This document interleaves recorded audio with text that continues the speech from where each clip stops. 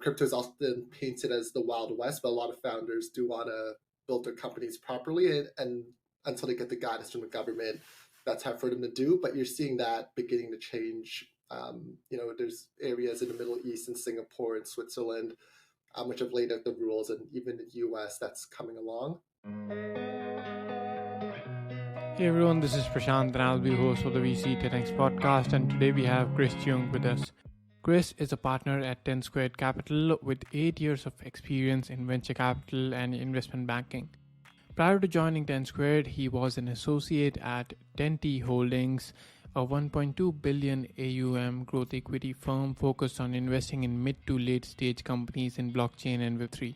In this episode, we talk about how Chris started investing into blockchain startups, why blockchain hasn't gone mainstream yet, the investment thesis at TenSquared Capital, key subsectors within blockchain, their investment into Superlogic, how is the digital asset ecosystem taking shape, how TenSquared supports its portfolio companies, and lots more. So without wasting any time, let's dive straight in. This episode is sponsored by my own podcasting agency called Podcast 10X, where I help VCs start and run their own podcast.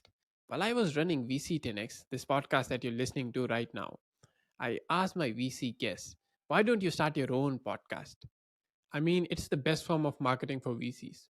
As they say, VC is a people play more than even a capital play.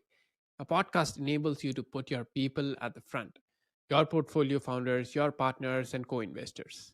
It's a great way to build a brand and win competitive deals.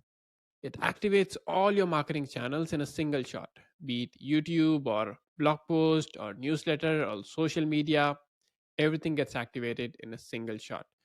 And I get the same response from all the VCs that it's a lot of work and we don't have the time for it. I said, all right, let me handle the work for you, from pre-recording, editing, publishing to making social media clips. All you have to do is show up on a call, hit record, do the recording using the well-researched outline we provide you with, and you're done. We handle everything else. You know what they said? All right, let's give it a shot. So if you are a VC and want to up your marketing and branding game, I'd love to work with you. And if you're thinking there are too many VC podcasts already, remember there are way more VC firms out there. And if you're not standing out, you're losing out. So if you want to work with me on starting your podcast, go to podcast10x.com and book a call today. I'll add the link in the description and show notes below. Look forward to working with you. Hey, Chris, so good to have you on the VC10X podcast. How are you doing? I'm doing well. Glad to be here. Yeah, it's a pleasure having you on. To start things off, can we first start with your story and how you started investing? Yeah, sure. So I grew up in Toronto. I went to school sort of in a smaller town, 2 hours out of here, at University of Western Ontario. I studied business there, and after I graduated, I moved down to LA, where I started my career off as an investment banking analyst. I was working across M&A transactions and capital raises. Because I was based on the West Coast, it was mainly with media and entertainment companies and a couple of technology companies. And so both from my educational background and my time in banking, I was able to learn how to value companies and analyze companies and industries. And from there, towards the end of my analyst role in investment banking in 2017, it was one of the first sort of larger, broader Bitcoin bull markets, and sort of an ICO boom as well. And just from a personal basis, not from the bank, I started investing in Bitcoin in the various ICOs that were happening. And honestly, more due to luck and fortunate timing, a lot of my investments went pretty well. And as the value started going up, I think like most people, I got more curious about what was blockchain, what was the technology that was allowing all this to happen, why were people investing in it. And I really thought what I was learning about what was possible here was very interesting. So I took a bit of a different career path than a lot of my other friends in banking who went to PE funds and hedge funds. Instead, I joined a blockchain investment and advisory firm back in Toronto. And making that switch was really eye-opening for me. I went from working with sort of large public companies to new startups to building something in a completely new, innovative space. I was also very fortunate that people I was working with the bank were very smart, but in this new role, I was working with people who were a lot more focused on technology, had a technical background from computer engineering, computer science, and they sort of taught me a new way of analyzing companies as well, apart from sort of pure financials. So here, I was looking mainly at pre-seed and early stage token investments. And it was sort of amazing that the companies I was looking at then were sort of what are the pillars of the blockchain industry now. So we're looking at a lot of proof of stake tokens, which was sort of a new consensus mechanism powering blockchains back then, but now it's probably the most dominant mechanism. NFTs in 2017, 2018 were sort of an idea, but not really big. But I was able to work with the Flow blockchain, which is a NFT-focused blockchain that powers NBA Top Shot, probably one of the more well-known consumer applications. Layer 2s, which allow blockchains to operate faster and cheaper, were a new idea, and I was able to work with Polygon, which was known as Matic back then. And then, other concepts such as DePIN, decentralized infrastructure, was just beginning back then, but I was able to work with Filecoin, which is now a multi-billion-dollar project. So I really got to get very immersed in the industry very quickly, meet a lot of people. Fast forward a couple of years, in 2021, I made a switch and joined a growth equity fund that was focused only on investing in blockchain.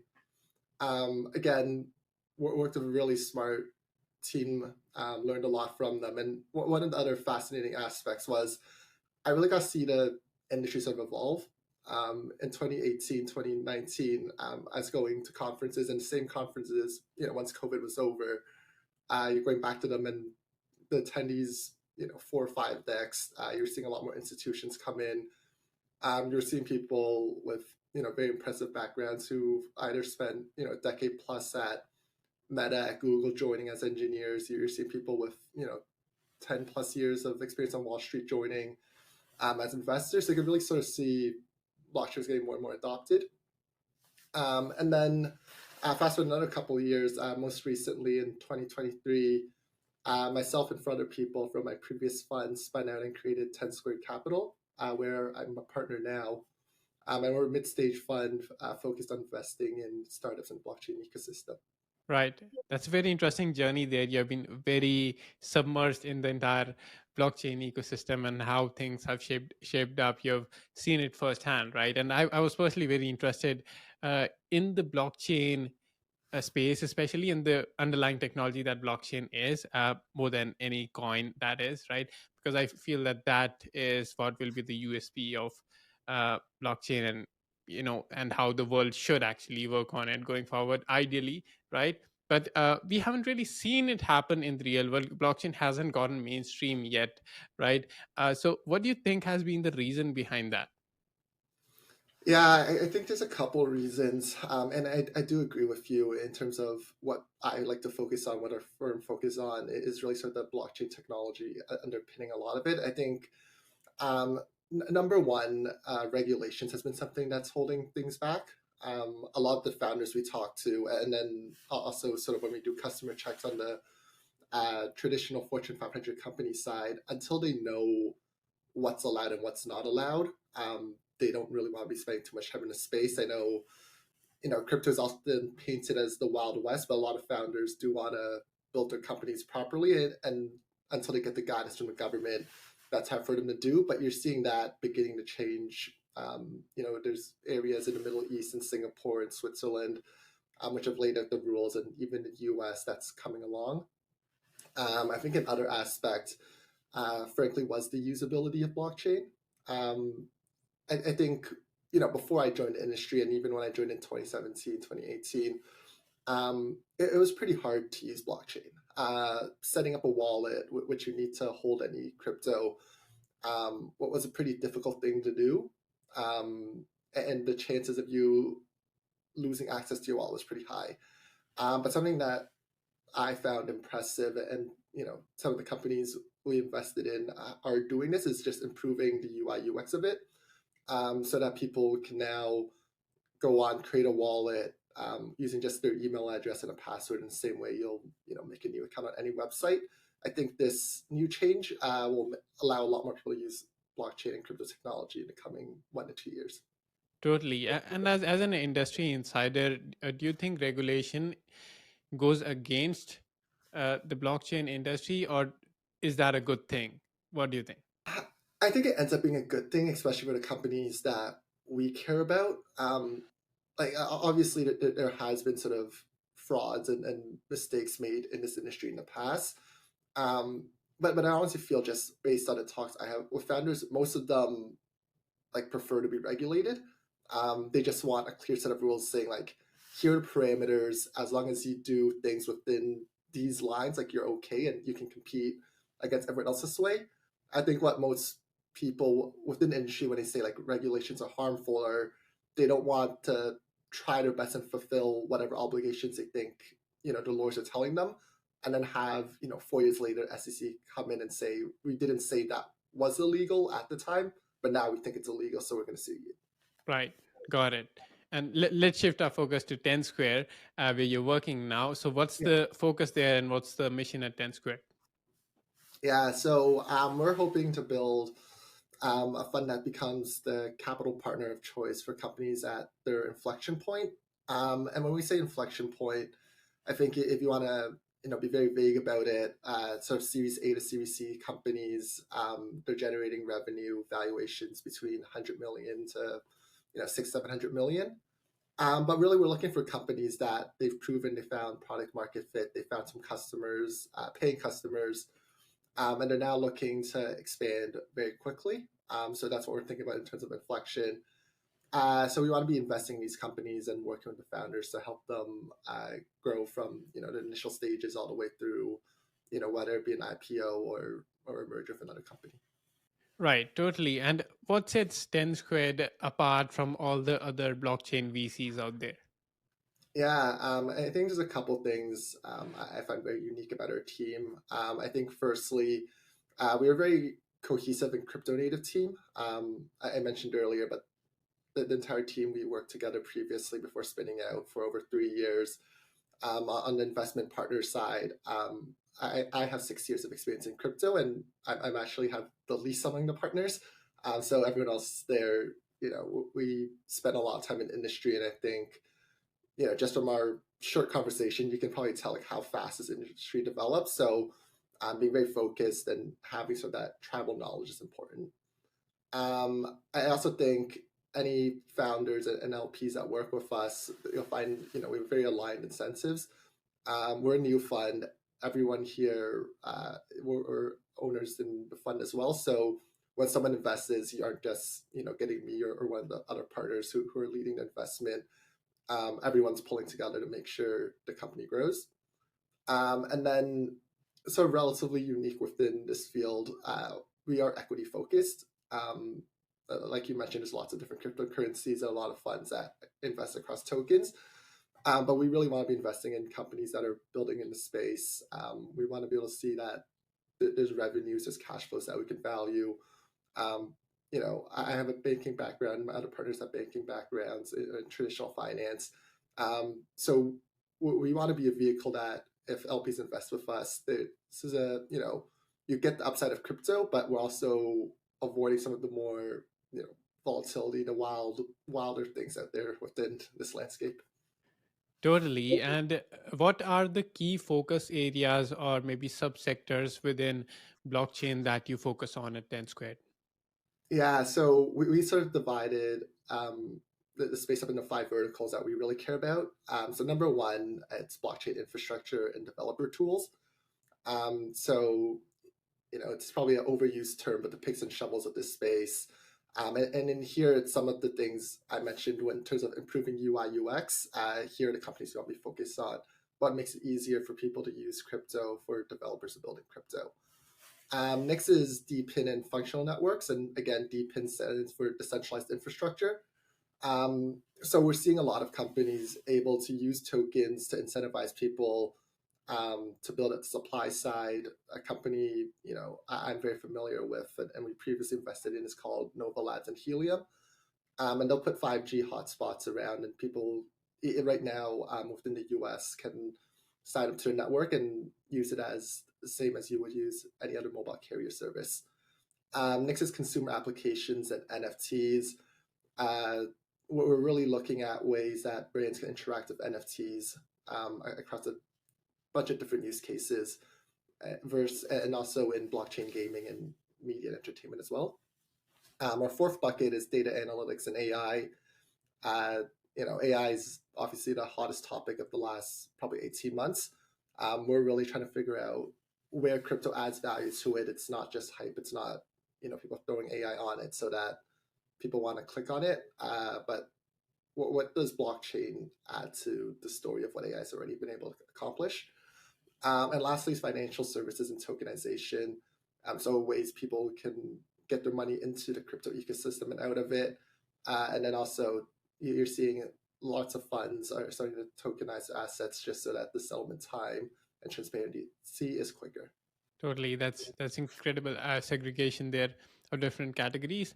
And what I feel is that blockchain gets a lot of bad rep because of some instances that have happened in the industry.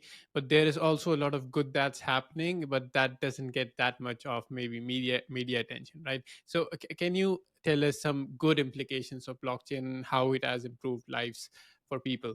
Yeah. So that's sort of how we came to those five buckets. I was thinking like, where does blockchain technology, so sort of like you mentioned, like outside of just the tokens, like where do we think it's gonna have the most impact in the next, 3 to 7 years? So one of them is brands using NFT technology.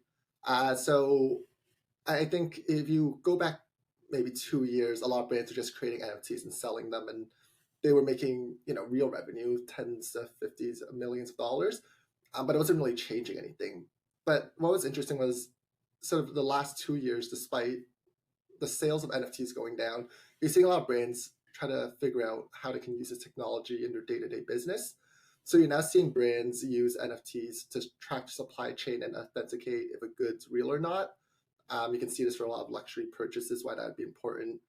You see brands using NFTs for different loyalty programs, which again, it's within their day-to-day course of business. It's not something new. And then you're also seeing brands use digital twins and create digital passports for their goods, so that consumers can know more about the origins of their products, maintenance instructions. So I think the NFT use case, apart from sort of the trading collectibles, is very important. The centralized infrastructure, I think, is also very important. DeepIn, I think the Helium Nova Labs example is very good. You're able to create a mobile network for a fraction of the costs. If you look at T-Mobile, they're spending $10 billion in capex and spectrum licensing. Here, people were able to incentivize everyday users to go out and create a network. You're seeing these type of applications. We're seeing it in mapping. We're seeing it in tracking weather signals. A lot of it is early, but you're seeing a whole new incentive system. It's replacing sort of a centralized business in deciding where to build product, and you're letting people decide what type of projects and companies should be funded, and you're letting sort of locals decide where the resources are best placed. And then I think crypto and AI. I think this is very, very early, but I think two areas that are promising. One is around sort of a source of truth. You're seeing one of the companies, Polygon, they're creating a product where they can verify certain news articles. So they'll make sure it was published by, whatever actual major news organization. A lot of people are scared of deep fakes and AI generated content. Here, you can make sure at least you know who it is that published it, and then each person can be their own judge of how much they believe if that's real or fake. And I think the other interesting angle is one of the most important aspects of blockchain is ownership. People are trading data across a lot of different sources. You're seeing, New York Times is suing OpenAI, but here, if you can attribute this was data I put online, and these models can then say like, Chris put out these 5 research papers. If we use them, we have to give them 0.0001% of the proceeds. But if you apply that to Hollywood studios, they might get sort of 2% of the proceeds if they've put in out enough content. Right, totally. And let's talk about the digital asset ecosystem. What are some trends and innovations you're seeing in the AE? Yeah, I think one of the really big ones that everyone's interested in and talked about is the approval of the Bitcoin ETF. So that happened earlier this year, and I think it's a major event. I think number one, just to show that Bitcoin cryptocurrency, this is a real alternative asset class. I think for a very long time, people within traditional financing sort of hand wave it as way as, it's too small. It might be a scam. There's no regulations around it. You can sort of ignore it, or there are people, I have friends, that I worked with before and I went to school with, who liked crypto and they thought it made sense within their individual investment funds, but they said, I can't bring this to IC. My partners, my bosses, like this doesn't work. But now that there's an ETF, BlackRock's involved, the SEC has approved it, they get a little bit more cover in their own career. Now, if they bring something up like this internally, at least there could be a real investment discussion around it. So I think that's very important. And then I think the second aspect of the Bitcoin ETF is sort of the net inflows you're seeing into the industry. In a couple months, there's been at least 10 billion. I haven't checked sort of within the last 2 weeks, but at the end of last month, there was already 10 billion plus of new inflows. And that's one of the big reasons behind why the prices increased so much. So you have those two factors, which I think are very important for the industry right now. Right, totally. And when you're looking at a deal, what are the key things that you're looking for while deciding whether to invest or not? Yeah. So I think after we found a company find interesting, we've met with management. I think there's a couple big questions we're trying to address. I think number one's, why is this company important? What's the edge? Again, we're really trying to think of companies that can impact the world, and it's not just a token. We want to understand, if they think this company is better than others, like what's the size of this industry and who are they competing against?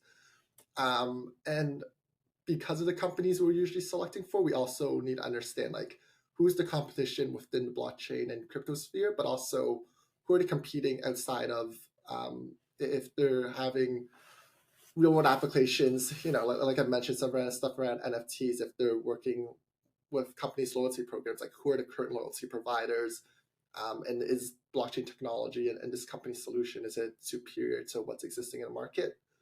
Management is obviously very important part of what we do. So why is management capable of growing this company and then eventually leading into successful exit?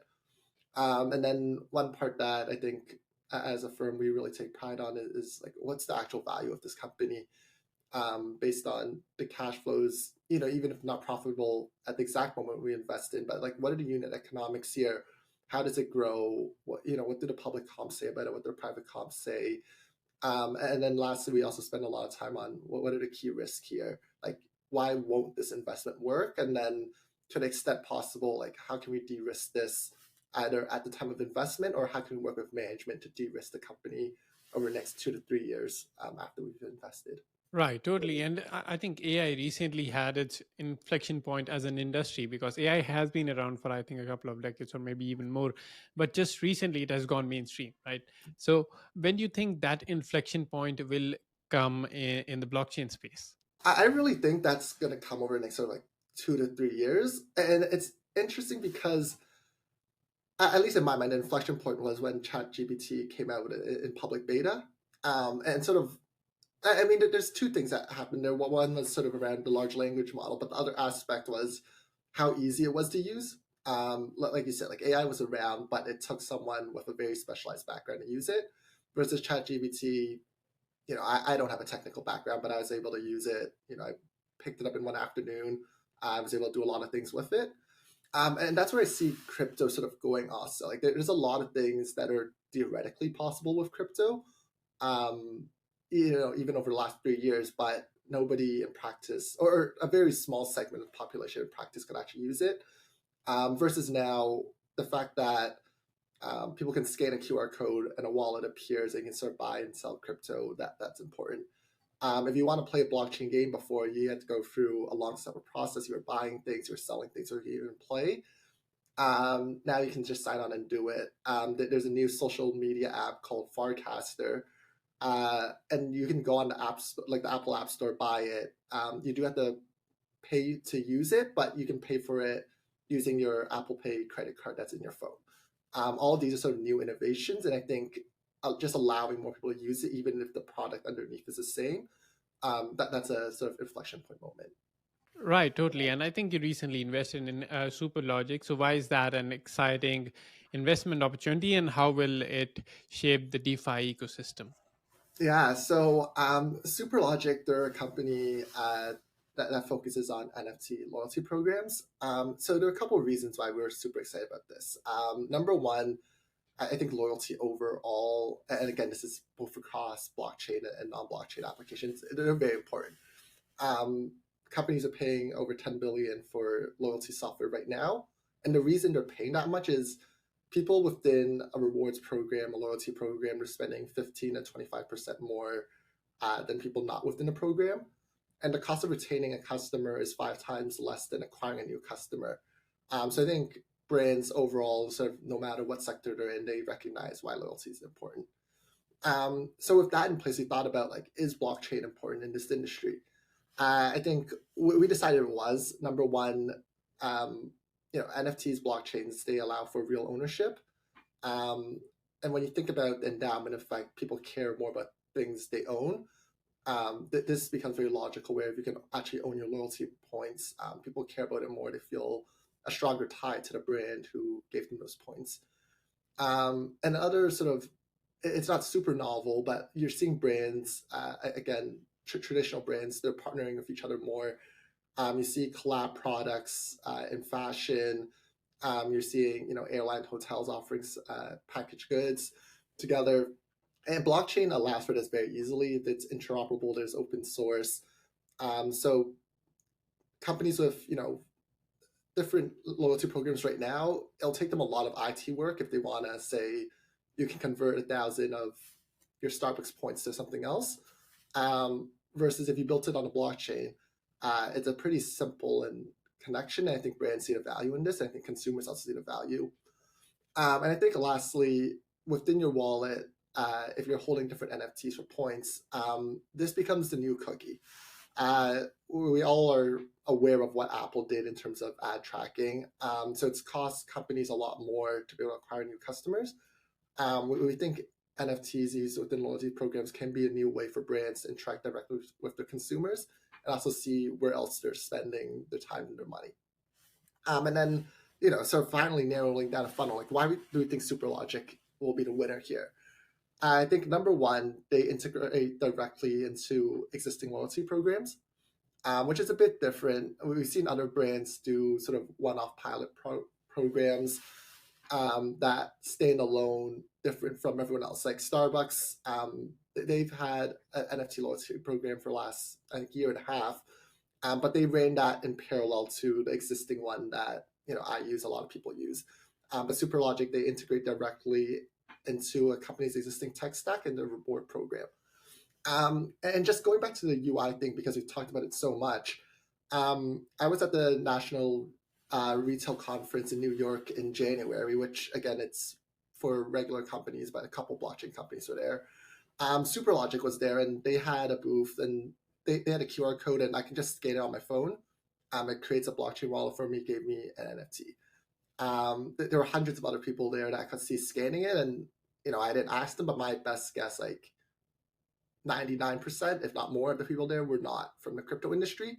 And they were able to scan it like you'd scan any other QR code and sign up for something. So I think that technology is important. And I think the other big thing here is they're already working with major clients like Warner Music and American Express.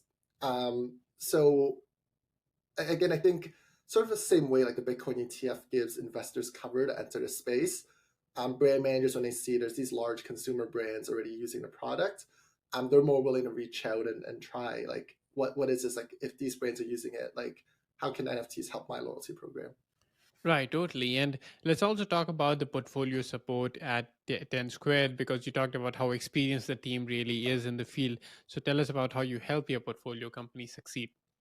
Yeah, I think there's three things we like to tell founders why we can help them if we were to be investors. I think the first one's on the business development and investment syndication side. Just sort of through our time in the field investing, we know a lot of the other sort of senior management at most of the major blockchain firms. So if they want to be finding new customers, new partners, distribution, memberships, partnerships, we can help with that. And by the same token, we sort of know all the funds that invest within the space. So if you're trying to pull together a $25 million round, we can come in and take a big chunk of it, but we can also say we know four or five other firms this fits the thesis completely. We'll send a message to our partners, tell them why we're excited, and pull people together. I think number two, because all the partners we've invested at the later stages, or at least within banking, we've helped companies go public, help them through sale processes. We can help them position themselves for a Series D fundraise for an IPO. We sort of know what a company needs to look like, both on the financial side, the operational side of like what does the public market want to see. And I think lastly, and something that's very important, is just like we want to be a sounding board and truth teller to the CEO. It's a very hard job being a founder in this market, but we're fortunate that we get to see the industry from sort of a higher level view. We get to see what a lot of the competitors are doing, but we also promise that like we'll tell them our honest opinion. We're not going to sugarcoat things for them.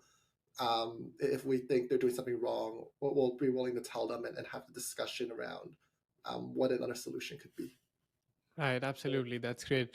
And let's talk about portfolio construction strategy. Do you have a reserve strategy at 10 Squared, and do you have ownership targets? So tell us about that stuff. Yeah, so we want to run a pretty concentrated portfolio. We're probably going to end up around 15 names, plus or minus. And then we want to have these names spread out across the 5 verticals, somewhere between 2 to 4 names within each vertical.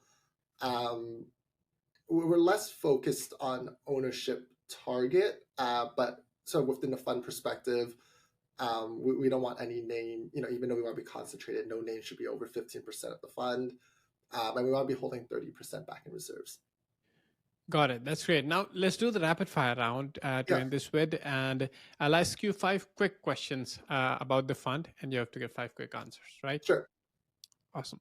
So the first one is, what are the sectors and regions you invest in? Yeah. So again, we're blockchain focused across our 5 buckets, mainly North America and Western Europe. What's the typical stage of investment? Yeah, we're looking at Series A to C companies. Again, inflection point investing.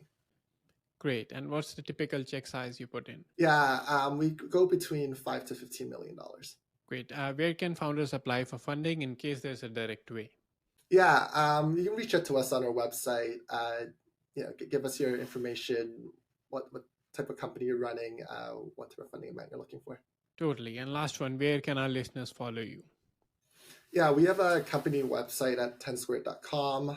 You can subscribe to our emails. We put out research about things we find interesting in blockchain space. We have a pretty active LinkedIn account. For me personally, I'm on LinkedIn and I'm on Twitter as well. Awesome. I'll make sure to put all those links in the show notes below. Thanks so much for making time for this, Chris. It's been really insightful talking to you. Thank you. Yeah, no, this is a great conversation. Happy to be here. Thank you.